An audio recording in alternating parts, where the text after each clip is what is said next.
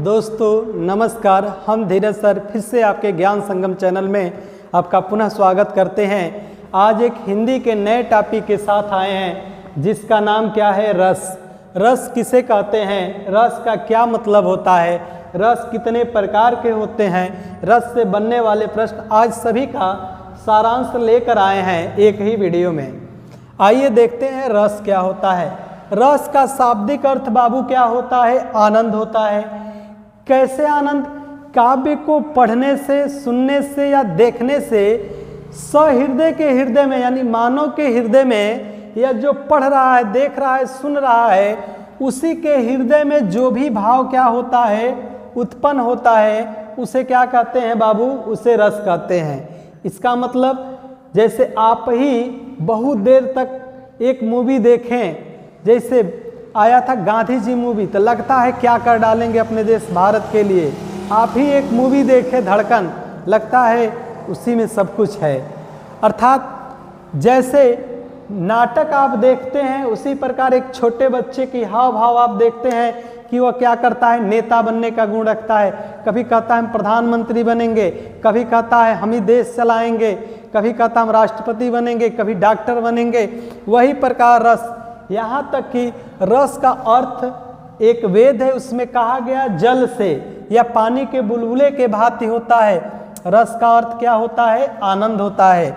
रस संप्रदाय का निरूपण करता कौन है? आचार्य भरत मुनि है। भरत मुनि के ग्रंथ का क्या नाम है? तो नाट्य शास्त्र ग्रंथ के ग्रंथ का नाम है। उन्होंने नाट्य शास्त्र को कहा था पंचम वेद के नाम से संबोधन करते हैं। किन्होंने?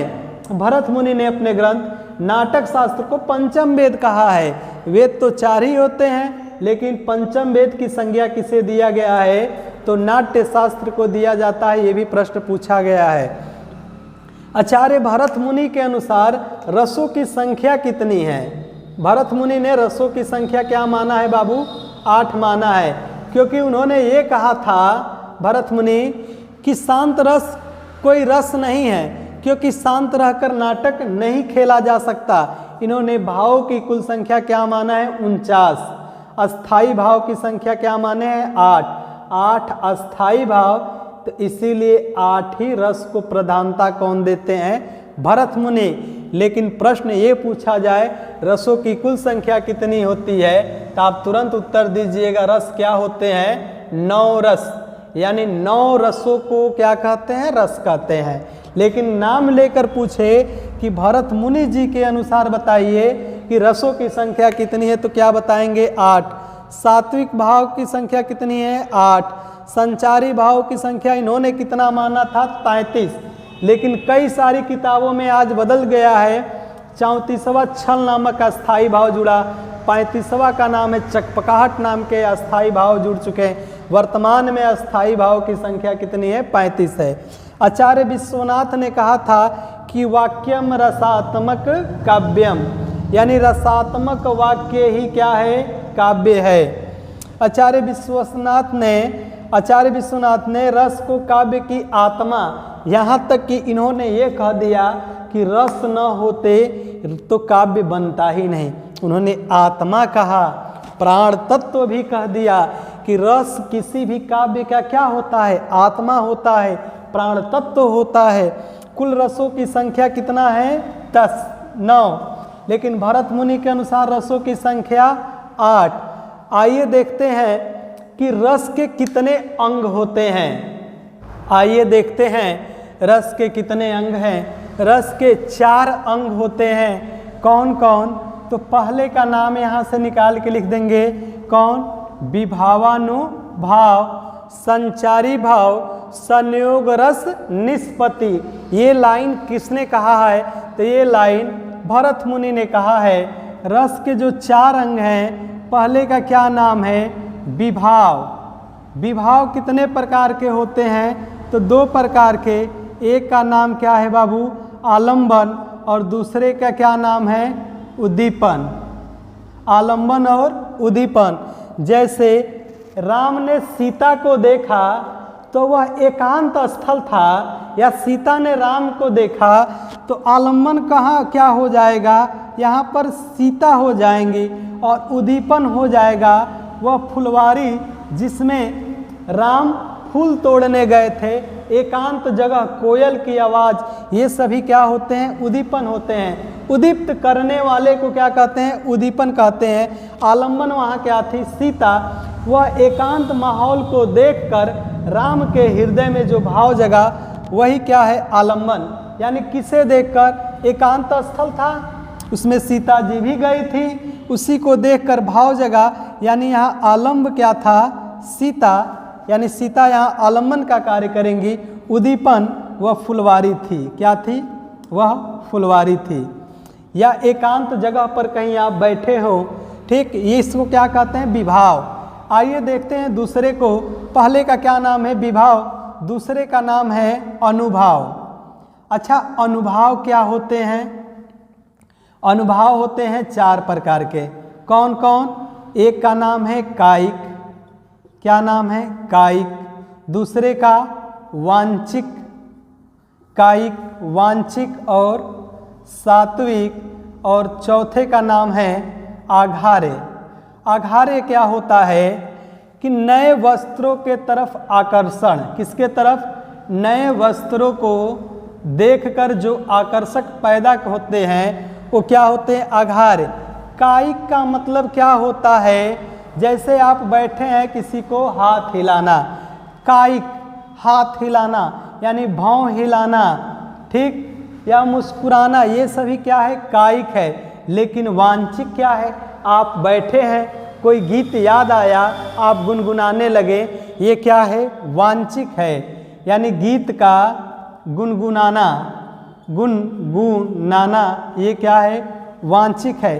अच्छा, सात्विक क्या होते हैं? सात्विक जैसे व्यंग है, ठीक है, व्यंग है, हंसना है, रोना है, गाना है, ये सात्विक आघार्य में आते हैं। ये अनुभाव के 4 भाग होते हैं। एक हो गया विभाव, दूसरे का नाम अनुभाव, तीसरे का क्या नाम होगा बाबू? संचारी भाव। तो आइए देखते हैं इस संचारी भाव को और किस नाम से? इसी को व्याभिचारी भाव के नाम से भी जानते हैं। अच्छा, संचारी भाव या व्याभिचारी भाव ये क्या होते हैं? एकदम मान लीजिएगा पानी में बुलबुले के समान होते हैं। मतलब क्या? पानी में बुलबुले के समान कहने का मतलब ये हुआ कि इनमें दम नहीं होता है, बहुत क्षणिक के लिए ये आते हैं। जैसे किसी पर क्रोध, लोभ, मोह, गुस्सा, प्रेम, भूख, प्यास। क्या आपको भूख लगती है तो हमेशा लगती है? क्षणिक लगती है ना। प्यास लगती है तो क्षणिक लगती है ना। तो यही क्या होते हैं? संचारी भाव होते हैं। वर्तमान में भरत मुनि के अनुसार कुल संचारी भाव कितने थे? 33। लेकिन 34वां भी एक संचारी भाव छल नामक अस्थाई संचारी भाव आता है। इसको किसने दिया है? इसको भानुदत्त ने कहा था। 34वां जो संचारी भाव है उसका नाम क्या है? छल।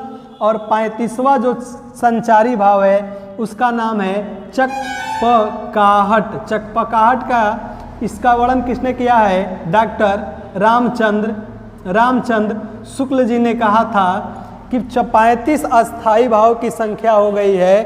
35वां का नाम है चकपकाहट, 34वां का नाम है छल। छल को किसने दिया? भानुदत्त ने। और चकपकाहट को किसने दिया? रामचंद्र शुक्ल ने।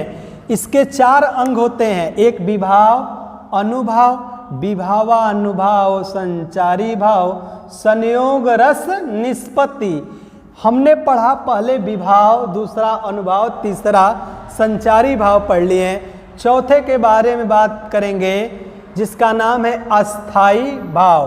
संचारी भाव और चौथे क्या है? अस्थाई भाव। आइए देखते हैं अस्थाई भाव।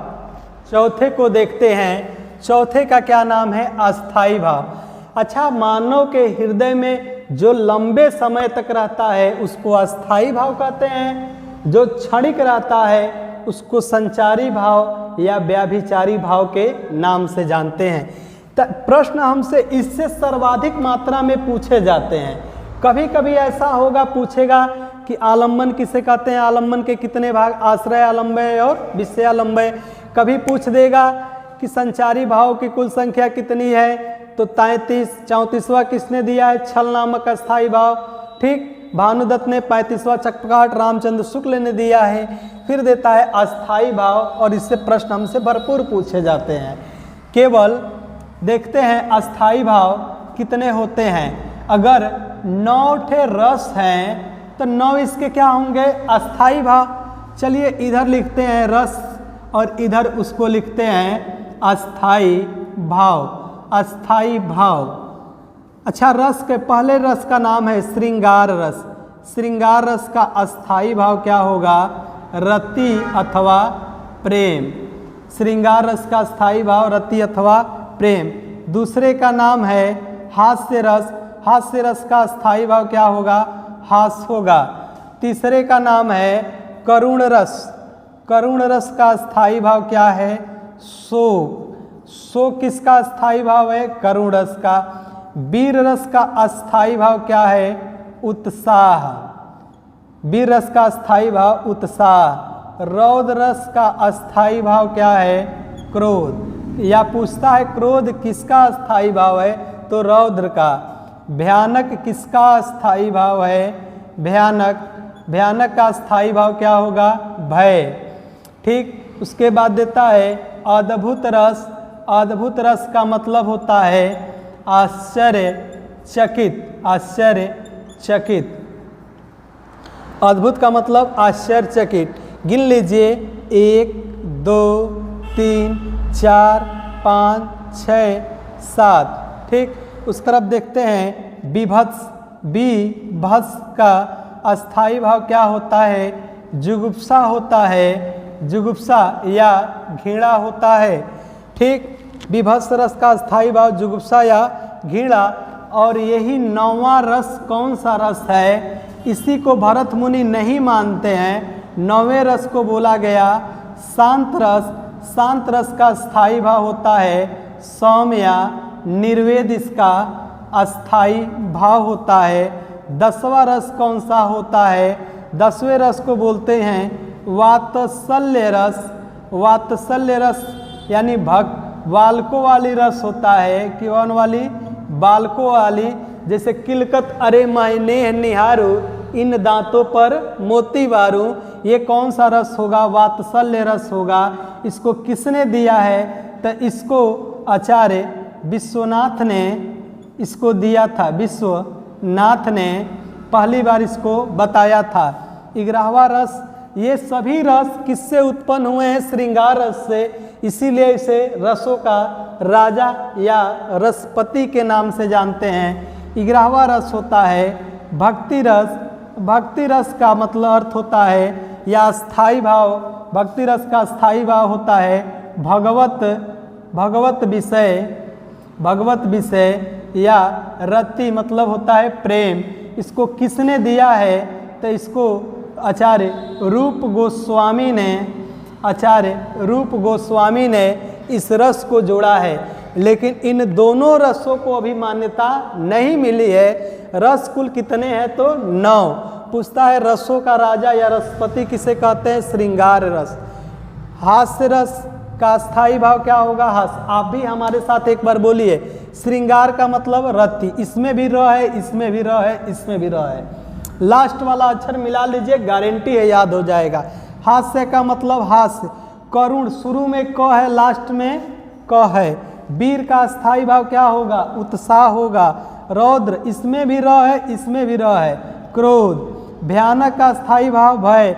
अद्भुत का आश्चर्यचकित, भय। रौद्र, इसमें भी आधा र है, इसमें भी आधा र है।